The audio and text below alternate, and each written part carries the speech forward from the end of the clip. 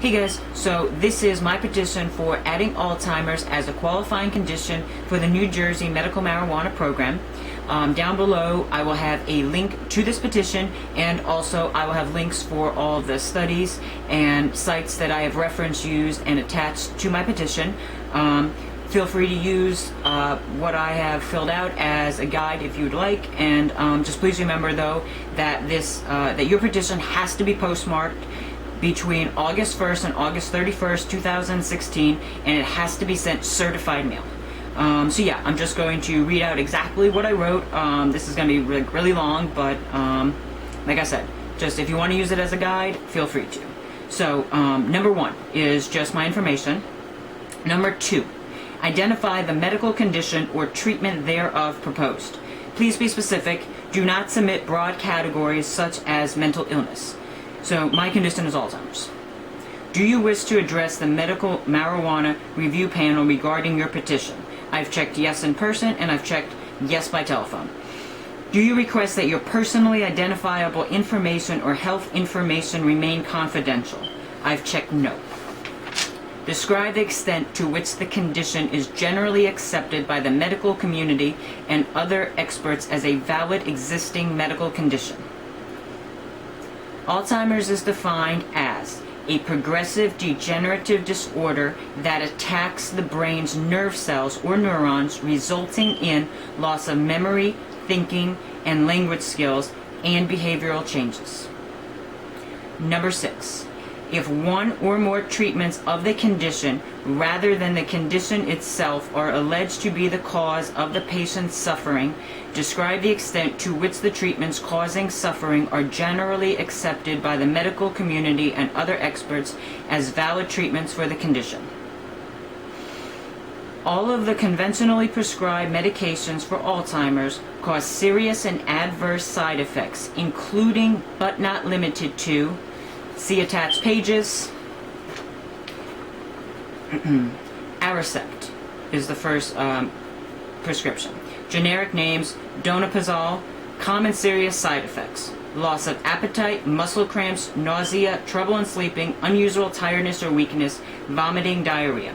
Less common serious side effects: abnormal dreams, constipation, dizziness, drowsiness, fainting, frequent urination, headache, joint pain, stiffness or swelling, mental depression, pain, unusual bleeding or bruising, weight loss. Rare serious side effects: black tarry stools, bloating, bloody or cloudy urine, blurred vision, burning, prickling or tingling sensations, cataracts, chills, clumsiness or unsteadiness, confusion, cough, decreased urination, difficult or painful urination, dryness of the mouth, eye irritation, fever, flushing of skin, frequent urge to urinate, high or low blood pressure, hives, hot flashes, increase in sexual desire or performance, increase in heart rate and breathing, increased sweating, increased urge to urinate during the night, irregular heartbeat, itching, loss of bladder control, loss of bowel control, mood or mental changes, including abnormal crying, aggression, agitation, delusions, irritability, nervousness or restlessness, nasal congestion, pain in chest, upper stomach or throat,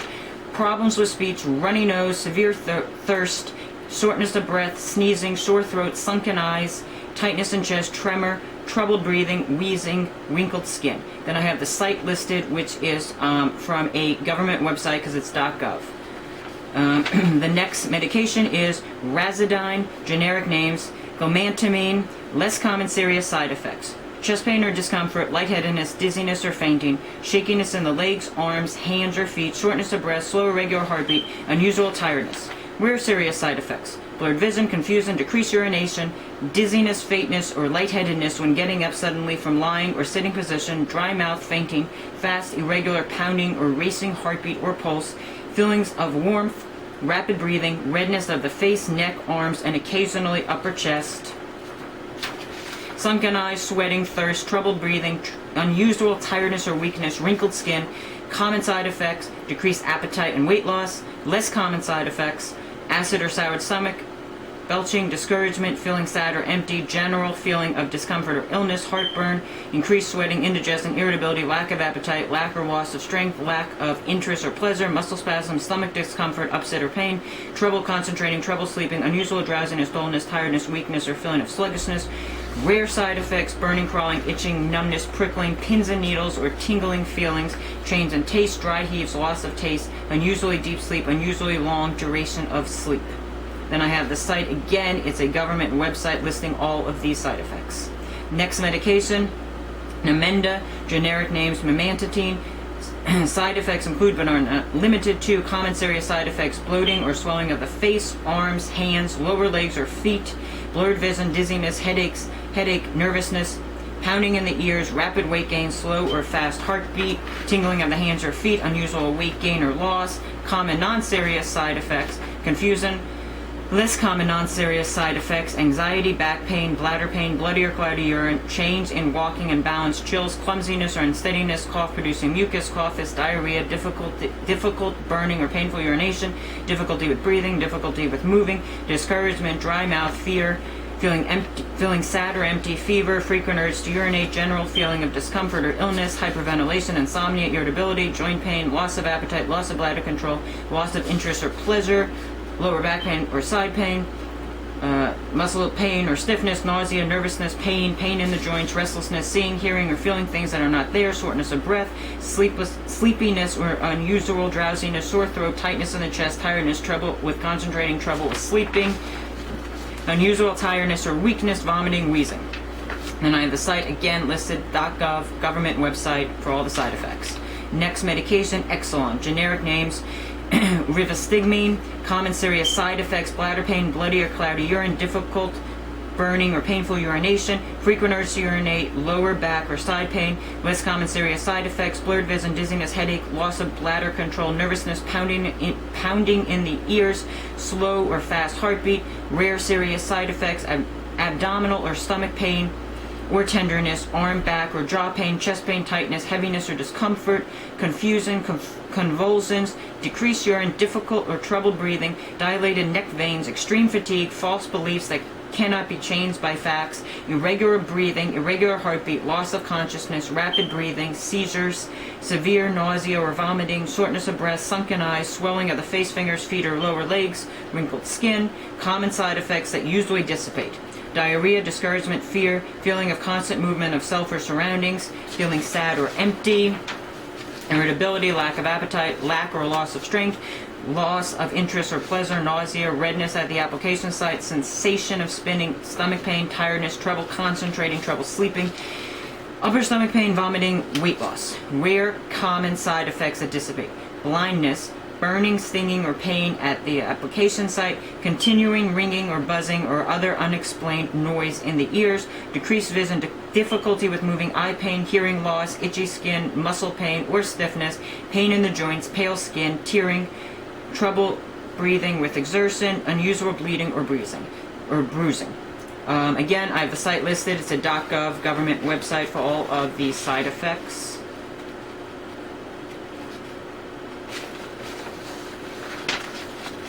And then number 7 is on the petition.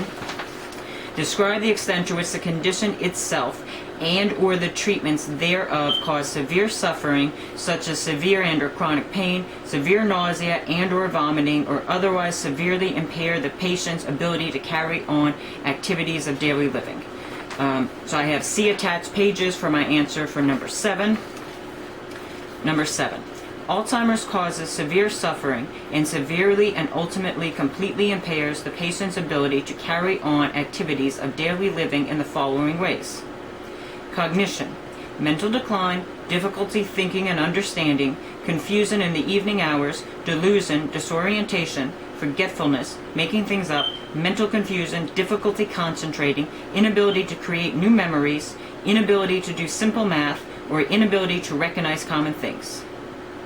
Behavioral: aggression, agitation, difficulty with self-care, irritability, meaningless repetition of own words, personality changes, lack of restraint, or wandering and getting lost. Mood: anger, apathy, general discontent, loneliness, or mood swings. Psychological: depression, hallucination, or paranoia. Whole body: loss of appetite and restlessness. Also common is inability to combine muscle movements or getting jumbled speech. As the disease progresses, patients eventually lose the ability to drink, eat, have control over their bladder and bowels, and walk. Also, patients may lose the abilities to communicate properly or even speak. In the earlier stages of the disease, the patient is more lucid and aware of their deteriorating condition. They are aware of the changes happening to them and will be extremely upset by what's happening to them and how their life is slipping away. Their living with the condition itself causes severe mental suffering on a daily basis. In the later stages of the disease, more physical deterioration happens in the form of losing the ability to eat and drink, bathe themselves, lose control of their bladder and bowels, walk, etc. The later stages cause serious suffering in the form of physical suffering. Losing the ability to eat causes weight loss, which increases the risk of pressure sores, which are both severely and chronically painful. Losing the ability to walk also greatly increases the risk of developing pressure sores. Also, people in the later stages will have a much greater cognitive and mental decline, which will include losing the ability to recognize their caregivers and where they are. Being in that state will cause great mental suffering. Mid to late stage Alzheimer's also severely impairs a patient's ability to carry on activities of daily living. All of the drugs approved for treating Alzheimer's come with serious and debilitating side effects as listed above in question 6. Number 8. Describe the availability of conventional medical therapies other than those that cause suffering to alleviate suffering caused by the condition and or the treatment thereof. See attached pages. Number 8. There is no conventional medical therapy to alleviate suffering that does not also cause suffering in and of itself. All of the conventionally prescribed medications have many adverse side effects that can cause the patient to suffer, and while certain other medications can be prescribed to help alleviate the side effects, those medications also can cause their own side effects. Number 9. Describe the extent to which evidence that is generally accepted among the medical community and other experts supports a finding that the use of marijuana alleviates suffering caused by the condition and or the treatment thereof. Note, you may attach articles published in peer-reviewed scientific journals reporting the results of research on the effects of marijuana on the medical condition or treatment of the condition and supporting why the medical condition should be added to the list of debilitating medical conditions. See attached pages. Number 9. The use of medical marijuana is a scientifically, medically, and anecdotally proven treatment for the prevention of Alzheimer's, as well as a treatment of current symptoms, and it greatly aids in helping prevent, for as long as possible, new symptoms and the progression of severity in current symptoms. Alzheimer's is, as stated above, a progressive degenerative disorder that attacks the brain's nerve cells or neurons, resulting in loss of memory, thinking and language skills, and behavioral changes. The cause of Alzheimer's is believed to be the formation of a plaque in the brain that leads to nerve cell death. Beta amyloid is a protein that clumps together in the brain to form the toxic plaque. The plaque disrupts communication between neurons in the brain. This disruption leads to Alzheimer's symptoms. Increased beta amyloid production also leads to an increased expression of pro-inflammatory proteins in nerve cells. That causes inflammation and eventually nerve cell death itself. The inflammation in the brain is a major component of the damage caused by Alzheimer's. The human brain contains nerve cells that contain receptors that are activated by lipid molecules called endocannabinoids. Endocannabinoids aid nerve cell signaling, the same signaling that is disrupted by the beta amyloid plaque. Marijuana contains THC. THC is similar to endocannabinoids, and it activates the same receptors, therefore aiding in nerve cell signaling. THC aiding in nerve cell signaling reduces and can halt Alzheimer's symptoms for some time. THC aiding in nerve cell signaling can also prevent Alzheimer's symptoms and Alzheimer's itself from developing. Marijuana is undeniably beneficial in treating the symptoms of Alzheimer's. Significant reduction in behavioral and psychological symptoms of dementia has been widely reported with patients that have used medical marijuana. Marijuana helps to reduce agitation and aggression in Alzheimer's patients. Aggression is one of the many emotional behaviors regulated by cannabinoid receptors, specifically CB1 receptors. Marijuana activates the CB1 receptors, therefore regulating emotional behaviors, including but not limited to reducing agitation and aggression. Medical marijuana helps reduce the delusions that Alzheimer's patients experience. Alzheimer's patients will sometimes experience delusions in the mid to late stages of Alzheimer's because symptoms like memory loss can cause confusion, such as being unable to recognize faces or places or remember certain objects or names. That confusion can cause some people to experience delusions while they try to figure things out. Medical marijuana is beneficial in reducing Alzheimer's symptoms. Marijuana is an extremely potent anti-inflammatory. The use of marijuana is guaranteed to result in a lessened degree of widespread inflammation throughout the body and brain.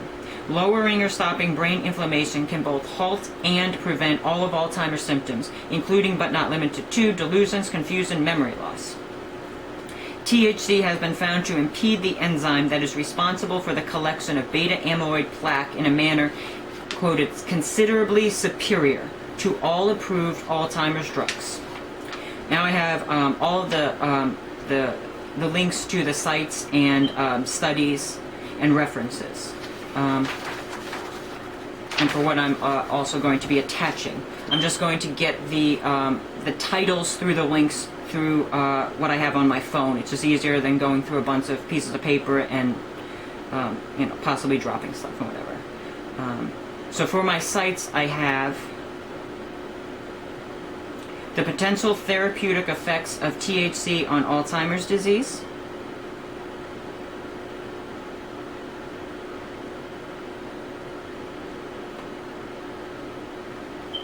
Alzheimer's disease, taking the edge off with cannabinoids.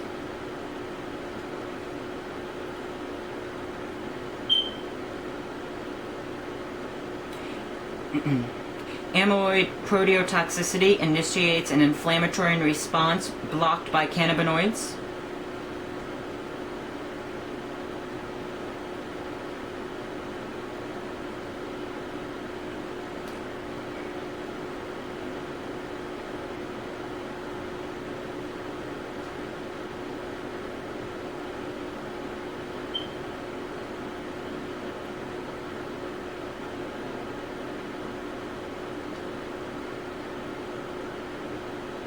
A molecular link between the active component of marijuana and Alzheimer's disease pathology.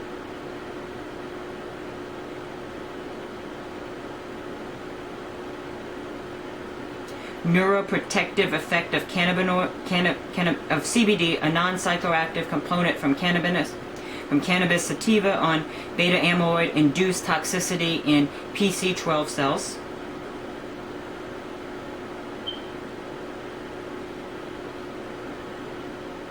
Stimulation of brain glucose uptake by cannabinoid CB2 receptors and its therapeutic potential in Alzheimer's disease.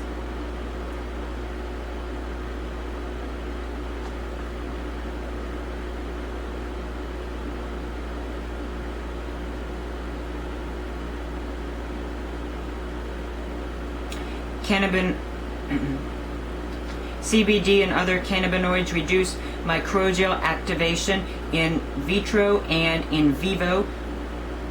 Relevance to Alzheimer's disease.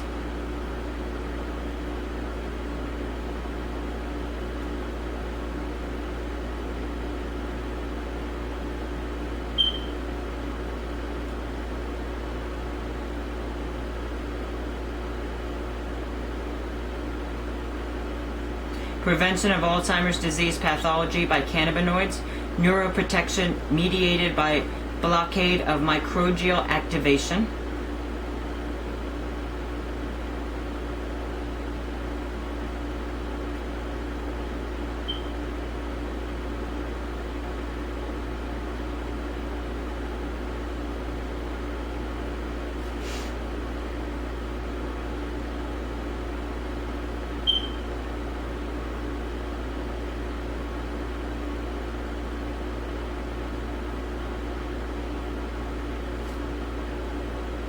The role of cannabinoids in preventing the neurodegenerative process occurring in Alzheimer's disease.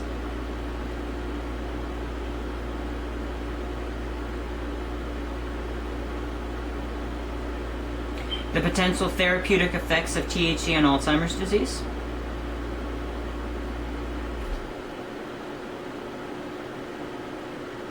Safety and efficiency of medical cannabis oil for behavioral and psychological symptoms of dementia, an on-label add-on pilot study.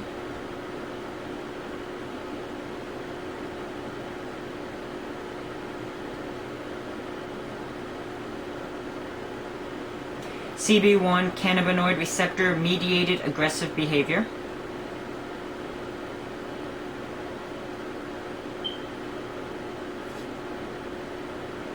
Involvement of CB1 cannabinoid receptors in emotional behavior.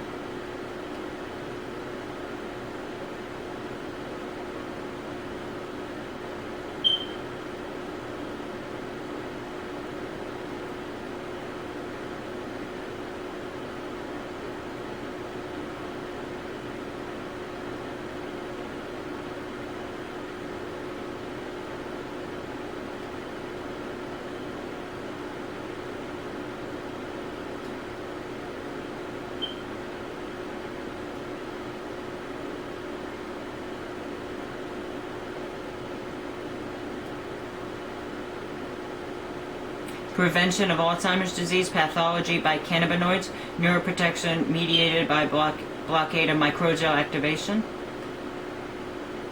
Sorry, I think that was a repeat.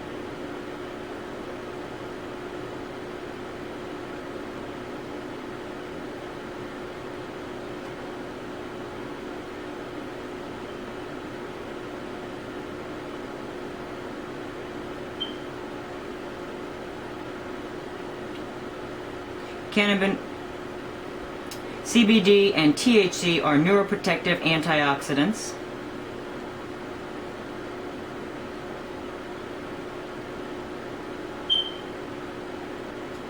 THC for nighttime agitation in severe dementia.